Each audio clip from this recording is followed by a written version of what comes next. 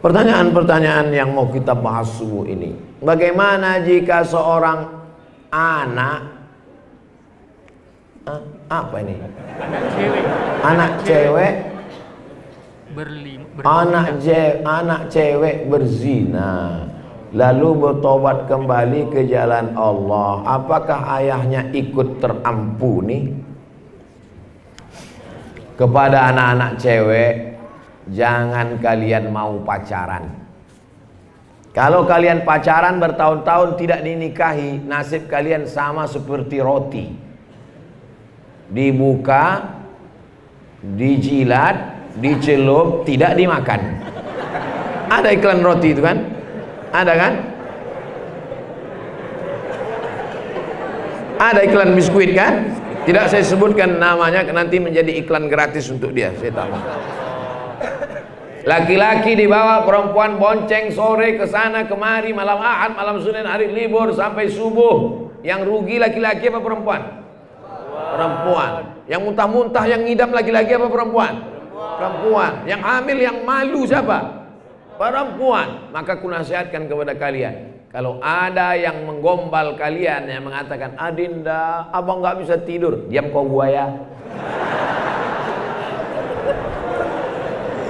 Kalian pun jangan memandang perempuan sebagai objek. Perempuan itu adik kalian, perempuan itu anak kalian. Suatu saat kalian akan menikah, punya anak perempuan. Kalau kalian sia-siakan perempuan hari ini, ingat, anak kalian suatu saat akan disia-siakan orang. Mesti berpikir seperti itu. Kalau memang kalian jantan, usaha, kerja, belajar, datang ke perempuan itu, pinang dengan bismillah. Kalau tidak berani, nanti saya temani. Sekarang saya sudah berani menemani kalian. Kalau dulu saya tak berani, sebab saya khawatir ketika saya temani kalian, saya yang diterima.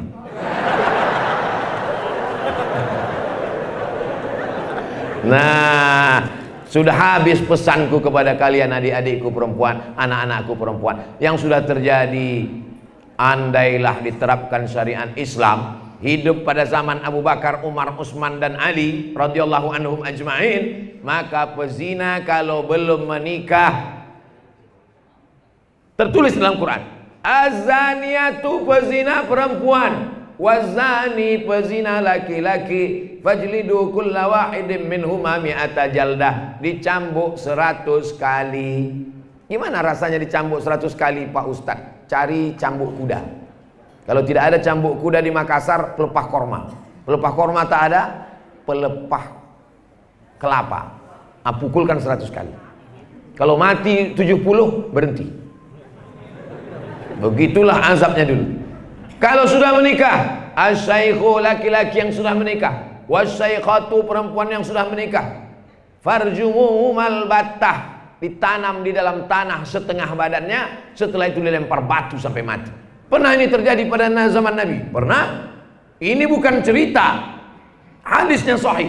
Datang perempuan menghadap, ya Rasulullah, aku sudah berzina ya Rasulullah. Kata Nabi, kau pulang ke kampungmu karena kau sedang mengandung anak. Anakmu tidak salah. Nanti kalau kau dilempar pakai batu mati, anakmu tidak berdosa ikut mati. Lahirkan anakmu. Setelah anaknya lahir, dia datang lagi. Kata Nabi, susukan anakmu, karena anakmu punya hak menyusu 2 tahun. Pulang. Setelah ada anaknya menyusu 2 tahun, dia datang lagi. Baru diterapkan hukum, dilempar pakai batu sampai mati. Dia memilih lebih baik kena azab di dunia daripada di akhirat. Tapi, ini pakai tapi, seandainya ada anak gadis dan anak lajang yang belum menikah, subuh ini datang, hai Ustadz Abdul Somad, cambuklah aku 100 kali. Saya tidak bisa menerapkannya, karena yang bisa menerapkan ini adalah yang dilakukan oleh ulil amri. Jadi kalau zaman sekarang tidak bisa diterapkan, cukup dia bertaubat dan beristighfar, taubat nasuha. Bagaimana caranya? Mandi taubat. Mandi taubat itu gimana Pak Ustadz? Maaf, seperti mandi wajib. Mandi wajib gimana Pak Ustadz? Oh, anakmu sudah 3, kau tak tahu mandi wajib? Basah semuanya dari ujung rambut sampai ujung kaki, basah semuanya. Boleh di laut Pak Ustadz? Boleh, pergi ke pantai Losari, terjun ke belakang. Insya Allah kalau di tengah bukan cuma dosamu hilang, kau pun hilang sekalian.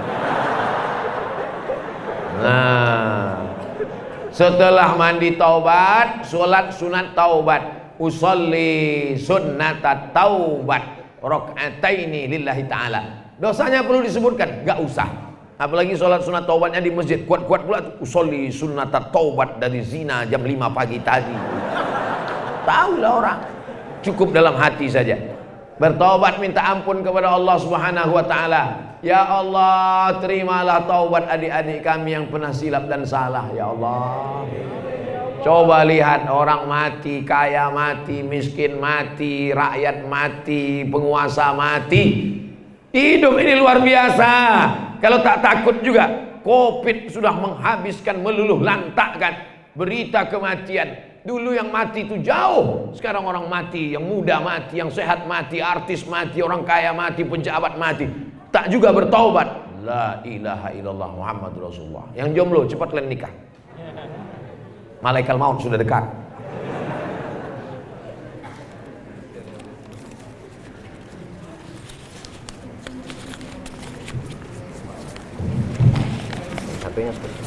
Enggak apa. Banyak betul yang mau dipegang. HP lagi, masker lagi. Kapan dihitung satu salawat saat sholat ketika kita masbuk? Kapan dihitung satu rakaat saat sholat ketika kita masbuk?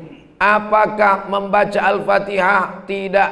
Hadisnya riwayat dalam Sunan Tirmidzi, Sahih Bukhari, Sahih Muslim, Sunan Abi Dawud, Sunan Nasai, Sunan Tirmidzi, Sunan Ibni Majah. Dalam beberapa riwayat lain, kalau masuk ke masjid, imamnya sedang ruku, farka'u, ikutlah kamu ruku.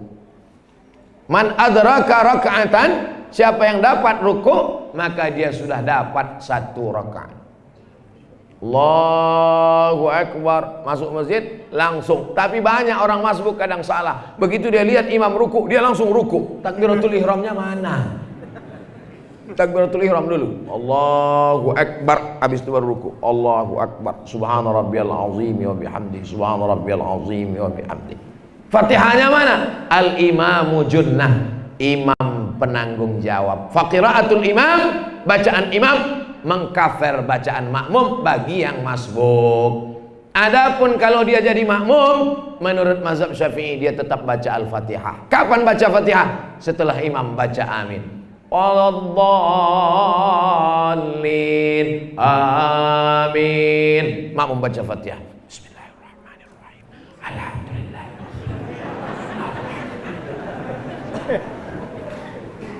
Baca. Tapi ada ustadz yang mengatakan makmum tidak perlu baca Fatihah.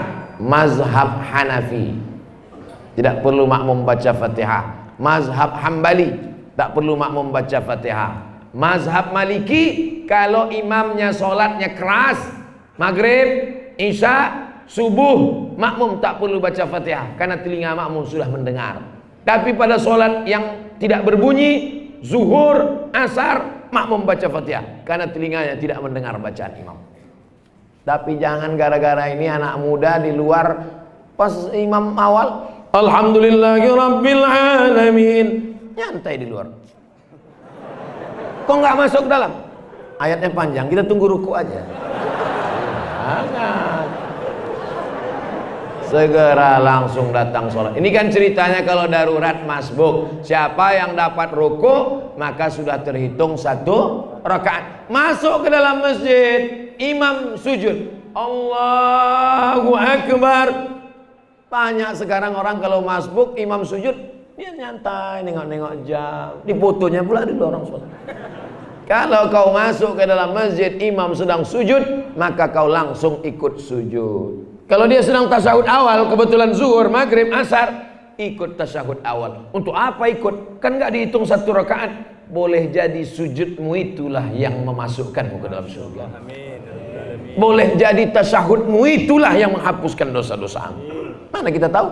Begitu kata sunnah Nabi. Apapun yang dilakukan imam, kau ikut. Kecuali imamnya kentut, kau tak perlu ikut.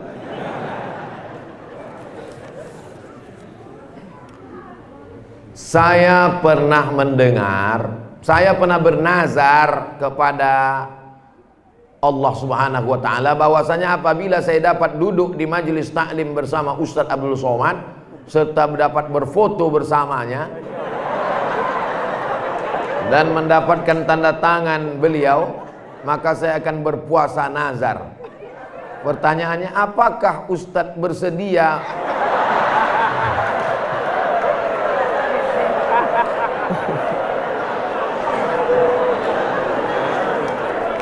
Memang orang Makassar itu cerdas-cerdas.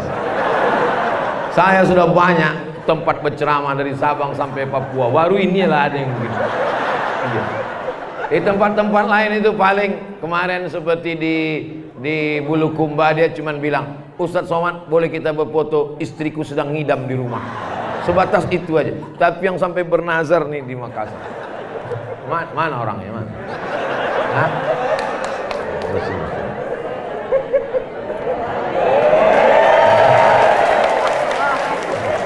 Duduk, suruh duduk. Pegang deh. Nanti takut saya semua maju, pegang. Enggak, pegang duduk, pegang dia di belakang. Nanti pas mau pulang baru saya tanda. Saya jawab nih dulu. Takut kali kalau saya ini maju semua, gawat kami di sini. Saya Ketua Biker Subuhan Makassar. Apa yang kami harus lakukan apabila ada segelintir yang membid'ahkan langkah kami untuk mengajak saudara kami muslim untuk sholat? Anak-anak muda dibid'ahkan orang, biker subuhan. Anak muda yang pakai motor bikers. Anak muda sholat subuh, biker subuhan. Pas zuhur hilang. Kenapa tidak pernah ke masjid zuhur? Mohon maaf Pak Ustadz, kami subuh aja. Bagaimana kalau ada orang yang membid'ahkan perbuatan kami? Sama seperti maulid. Bagaimana kalau ada orang membid'ahkan kita buat maulid? Nggak usah dilawan, capek buang-buang energi. Terus maulid aja terus sampai dia capek. Karena dua saja kemungkinan, dia capek kita berhenti. Kita capek, dia berhenti. Dia capek, kita berhenti. Maka buat aja terus maulid, terus maulid sampai dia capek. Bid'ah.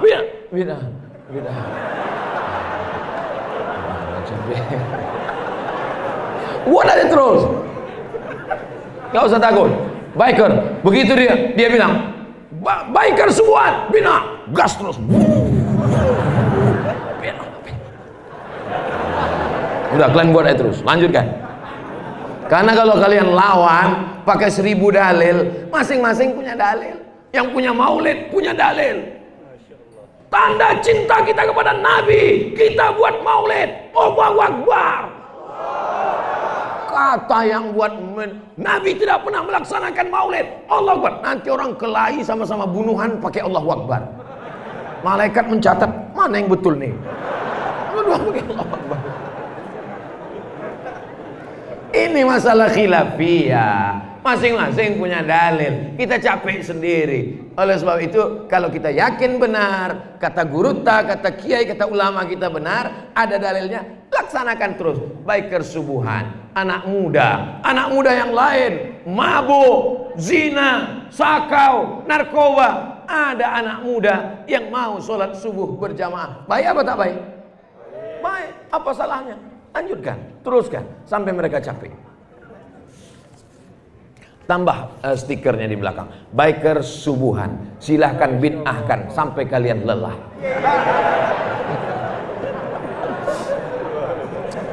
Kenapa dalam bacaan tahiyat cuma ada Nabi Muhammad dan Nabi Ibrahim? Oh, kalau disebut semua kebanyakan. Allahumma sholli ala sayyidina Muhammad wa ala ali Muhammad wa ala Adam wa ala Idris wa ala Nuh wa ala Yusuf wa ala. Ustadz, kalau jawab cobalah yang betul Pak Ustadz. Betul itu apa tak betul? Nabi Ibrahim punya anak namanya Ishak. Ishak punya anak namanya Yakub. Yakub punya anak namanya Yusuf. Yusuf punya saudara namanya Yahuza. Yahuza punya anak cucu. Itulah dia Yahudi. Saya ulang sekali lagi. Karena yang belum sarapan ini sulit menangkap. Nabi Ibrahim punya anak namanya Ishak. Ishak punya anak namanya Yakub. Yakub punya anak namanya Yusuf. Yusuf punya saudara namanya Yahuza. Keturunan Yahuza disebut dengan Yahudi. Di Madinah banyak Yahudi. Yahudi Bani Nadir, Yahudi Bani Quraizah, Yahudi Bani Qainuqa, Yahudi Khaybar. Semua Yahudi ini menginduk kepada Ibrahim.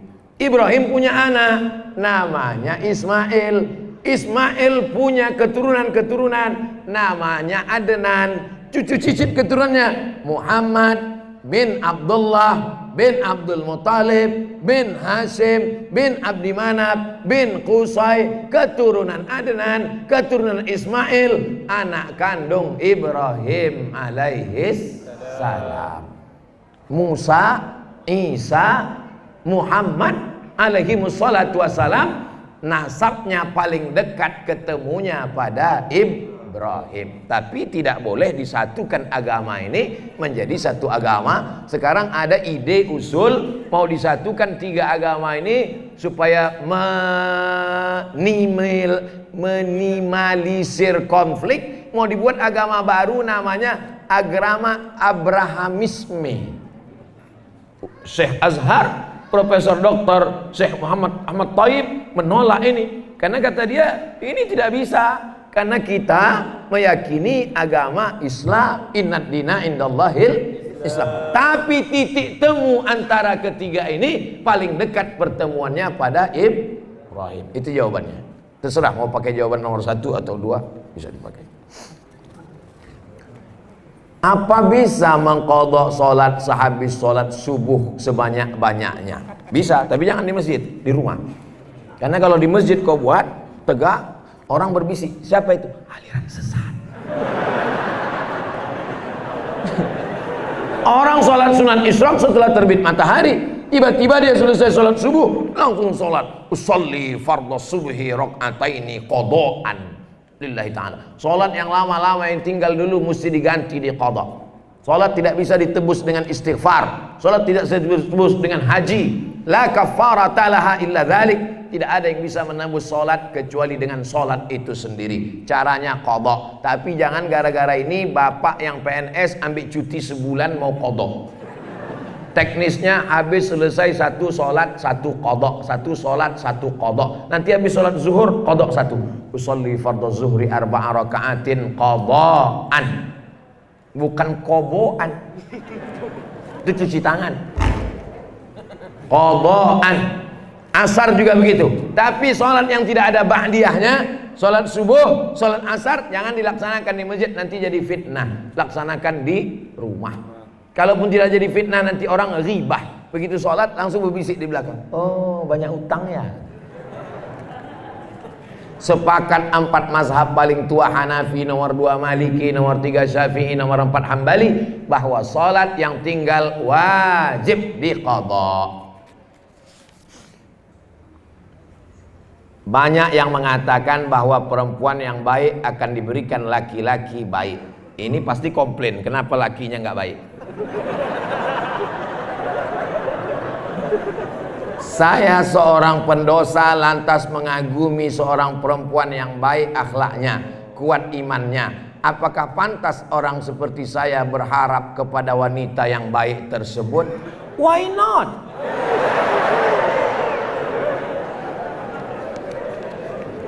At-tayyibuna lit-tayyibat. Yang baik-baik dapat yang baik. At-tayyibat lit-tayyibin.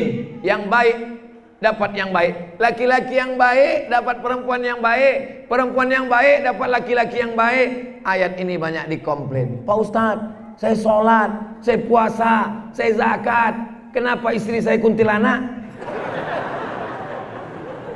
Yang perempuan juga komplain, saya rajin pengajian, saya dengar ceramah Ustadz, kenapa suami saya genderuwo? Ayat ini ceritanya ketika sahabat Nabi hijrah dari Makkah ke Madinah. Tiba-tiba sampai di Madinah, susah mau nikah. ada seorang perempuan wanita tunasusila, maaf beribu maaf, mau dinikahi oleh seorang sahabat, ngadu ke Nabi, ya Rasulullah, aku mau nikah sama WTS. Kata Nabi, at-thayyibuna lit-thayyibat, laki-laki yang baik semestinya menikahi perempuan yang baik. Ayat itu membantah jangan menikahi perempuan pezina sebelum dia taubat. Tapi kalau dia taubat nasuha, at-taibu minadz dzambi kama la dzambalah, orang yang bertobat seperti tidak berdosa. Itu maksudnya. Jadi kalau ada ibu baik suaminya tak baik, itu ujian. Ibu sedang diuji dengan suami. Kalau ada suami yang baik istrinya tak baik, itu pun ujian. Maka semua ini ujian. Sampai ujian macam-macam. Suami baik, istrinya baik, anak tak baik. Suami baik, istri baik, anak baik, menantu tak baik. Suami baik, istri baik, anak baik, menantu baik, cucu hantu. Suami baik, istri baik, anak baik, menantu baik, cucu baik, tetangga rese. Jadi hidup ini tidak pernah selesai. Orang yang mengatakan hidupnya selesai, berarti dia sudah mati sebelum waktunya. Tak layakkah saya pelaku dosa ini ingin dapat perempuan yang solehah? Perbaiki dirimu, taubat nasuha, berdoa kepada Allah. Insya Allah, berdoalah, ya Allah, kalau memang dia bukan jodohku, jadikanlah dia jodohku. Kalau dia sudah punya calon, matikanlah calonnya. Jangan, tidak boleh. Doakan kami Ustadz. Kami mahasiswa UIN Alauddin, prodi perbandingan mazhab hukum, supaya cepat lulus. Ini yang saya sebut mahasiswa takut tak lulus tadi. Bagaimana pandangan 4 mazhab mengenai hukum menikah dengan niat apa ini? Pilihan hidup untuk tidak punya anak. Menikah sengaja untuk tidak punya anak. Tidak boleh namanya 2. Tanzimul asal, tanzimun nasal, tahdidun nasal. Tahdid membatasi untuk tidak punya anak, tak boleh. Makanya laki-laki tidak boleh vasektomi. Vasektomi diputus kabelnya, tak bisa disambung lagi. Ada lagunya, putus tak bisa disambung.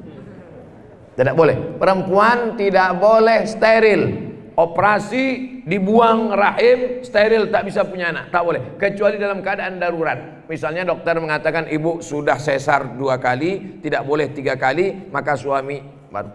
Tapi kalau tidak ada sebab, tidak ingin punya anak, maka tidak boleh. Karena tujuan dari menikah, maaf, bukan seksual. Seksual itu tujuan sampingan. Tujuan dari menikah adalah supaya punya waladun sholihun. Ini bahaya kalau ada umat Islam nikah tak mau punya anak, habislah kita, musnah. Ana mukatsirum bikumul umam. Aku nanti di akhirat bangga karena umatku yang paling banyak. Sebelum hari kiamat, umat yang paling banyak adalah umat Islam, insyaallah. Allahu Akbar.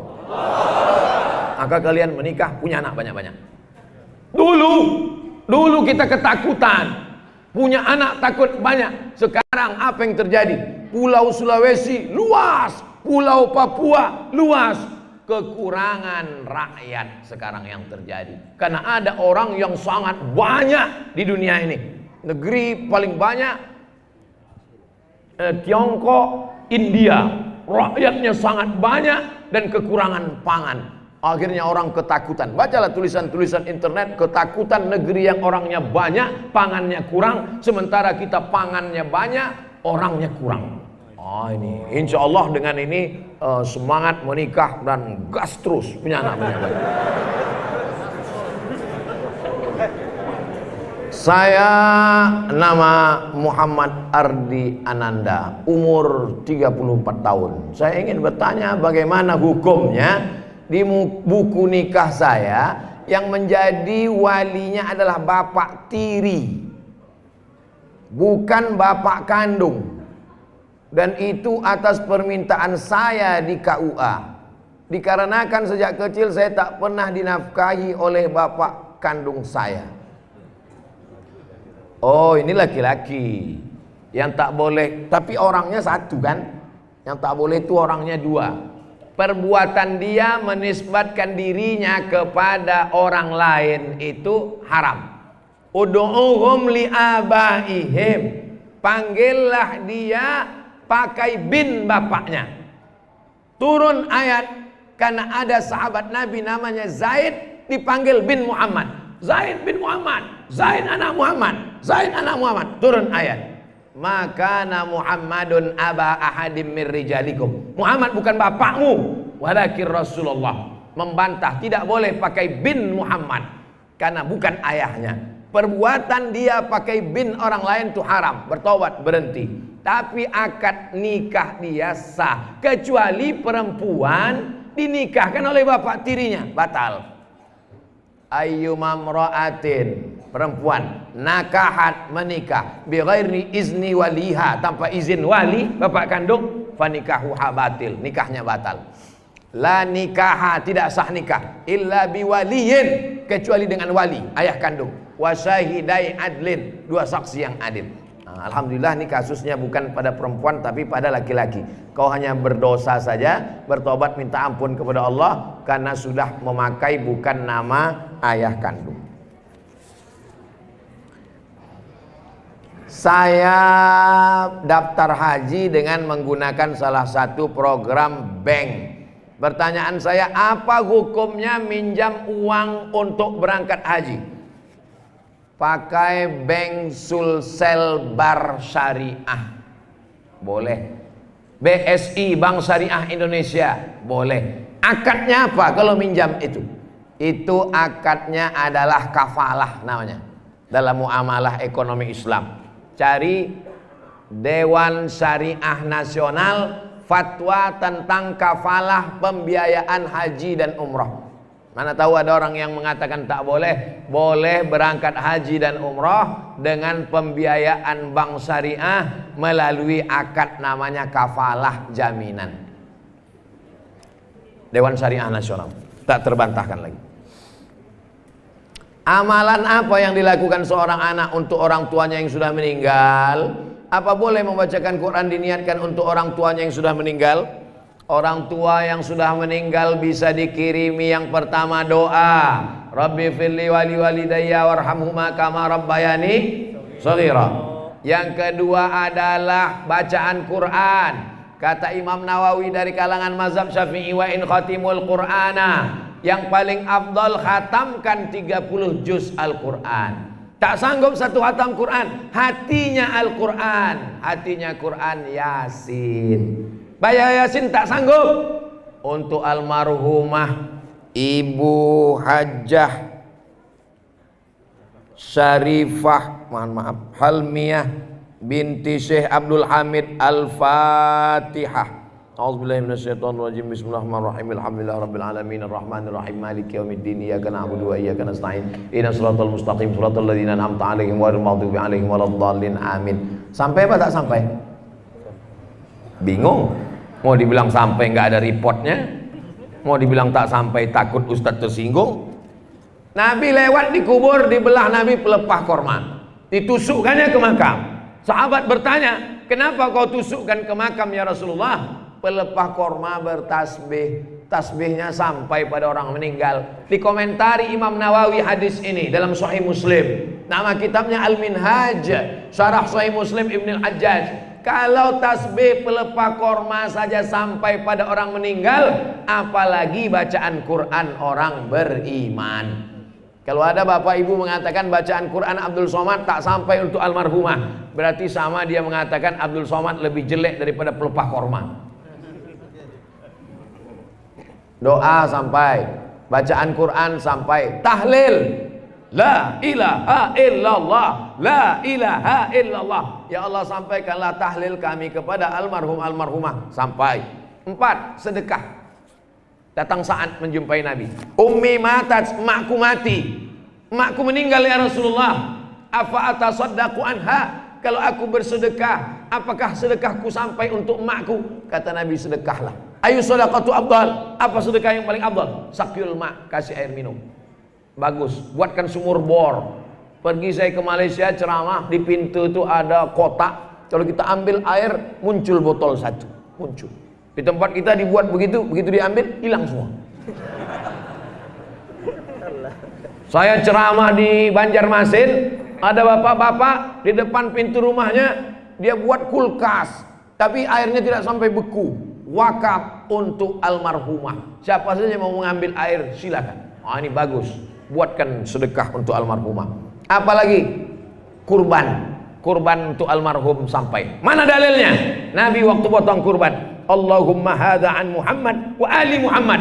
Ini kupotong untuk Muhammad dan untuk keluarga Muhammad. Ketika itu Khadijah sudah meninggal. Itu dalil bahwa kurban sampai. Apalagi haji. Haji sampai untuk orang meninggal dunia. Labbaik Allahumma subrumah. Aku hajikan subrumah. Nabi tanya, siapa yang kau hajikan? Subrumah. Subrumah itu siapa? My brother. Saudaraku. Kau sudah haji apa belum? Belum. Hajikan dulu dirimu, baru hajikan subrumah. Itu hebatnya orang dulu. Menghajikan saudaranya sampai lupa dirinya. Orang sekarang sibuk menghajikan dirinya sampai lupa saudaranya. Saya ojol. Maunya apa saya berdosa jikalau ada order makanan yang masuk non halal, lalu saya mengantarkannya Pak Ustadz. Al halalu bayyinun, yang halal itu jelas. Wal haramu bayyinun, yang haram juga jelas. Makan babi haram. Hurrimat alaikumul maitatu, haram makan bangkai, waddamu darah, walahmul khinzir, babi. Dia tidak makan, dia tidak nyenggol, kan tak ada dipegang-pegangnya babi itu kan, tak ada, tapi diantarkannya. Maka sebagian mengatakan perbuatan ini syubhat. Syubhat artinya samar-samar. Famanittaqas syubhat, kalau dia menghindari syubhat, faqad istabra'a lidinihi wa irdihi, dia sudah menjaga kehormatannya. Kalau bisa kau pilih-pilih, pilihlah saudaraku. Kalau bisa pilih-pilih. Kalau sudah tak bisa pilih-pilih, rezeki sulit, payah makan, ad-darurat tubihul mahzurat. Darurat apa boleh buat, menghalalkan sesuatu yang dalam keadaan tidak sampai pada haram, tapi perbuatan itu tercela kalau dilaksanakan. Apalagi kalau masalah akidah. Ini bukan masalah akidah, ini masalah muamalah. Tapi kalau sudah sampai pada akidah, wala ana abidum ma'abattum wala antum abiduna ma'abud lakum dinukum. Saya seorang gadis akhwat. Iya, kalau anak lajang ikhwan. Kenalan dengan seorang lelaki soleh. Iya, kalau perempuan solehah. Tapi orang tua saya telah menjodohkan saya dengan lelaki soleh pula. Apa yang terjadi pada Zainuddin dan Hayati dulu terulang kembali. Kisah cinta ini tidak pernah selesai, guys. Diceritakan oleh Shakespeare dalam roman Romeo and Juliet. Berpindah ke Jazirah Arab sebelum zaman Romeo, dalam bentuk cinta antara Qais dan Laila. Si Qais tergila-gila dengan Laila, maka akhirnya dia menjadi gila dan dipanggil dengan nama Laila Majnun. Majnun artinya gila. Qais termasuk orang yang sembuh karena dibawa bapaknya berdoa di dinding Ka'bah. Gila dia karena tak setuju orang tua Laila menikahkan dengan Qais. Saya kira cerita ini sudah selesai, ternyata terulang di Makassar. Akhirnya Qais dalam keadaan gila, tapi Laila tak pernah hilang dari hatinya. Kata-katanya selalu indah untuk diucapkan. Datanglah orang bertanya kepada Qais, "Ad-dunya turidu, Laila turidu, amid dunya wa ma fi tawayaha." Hei Qais, mana yang kau pilih? Dunia beserta isinya atau Laila? Qais menjawab di tengah gilanya, "La ghubaru ni'aliha ahabbu ilayya wa asfa li balwaha." Debu yang menempel di sendal Laila lebih kucinta daripada dunia beserta isinya. Kalau sudah cerita cinta, lupa kita sarapan. Sebaiknya kalian musyawarahkanlah. Karena menikah tanpa cinta berbahaya. Cinta tidak diakhiri dengan pernikahan, bisa zina. Orang tua zaman dulu tak sama dengan orang tua sekarang. Orang tua zaman dulu bisa dipaksanya anak gadisnya untuk nikah dengan pilihan dia. Kenapa? Karena anak perempuan zaman dulu tidak jumpa dengan laki-laki.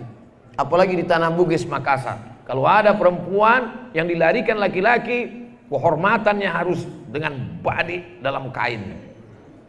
harus ditebus. Zaman sekarang kita tidak bisa begitu, karena anak TK udah pacaran. Maka jalan solusi, jalan tengah adalah musyawarah antara orang tua. Orang tua kalian mesti bijaksana. Cinta tak bisa memilih. Maka dudukkan dia bersama. Jangan sampai orang sudah mau niat baik, makan di piring, dipinang baik-baik, tidak dimau, ditolak, akhirnya makan di daun. Paham yang saya katakan?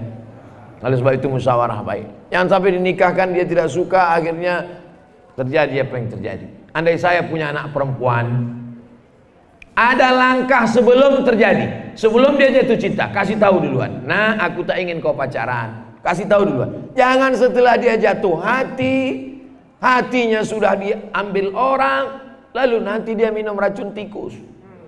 Ya kalau mati, kalau dia tidak mati, bodoh dia, hilang dunianya. Bagaimana rasanya? Oleh sebab itu musyawarahkan dengan baik orang tua, anak, ibu, wa amruhum syura bainahum. Jangan sampai terjadi apa yang terjadi, nasi sudah jadi tai ayam.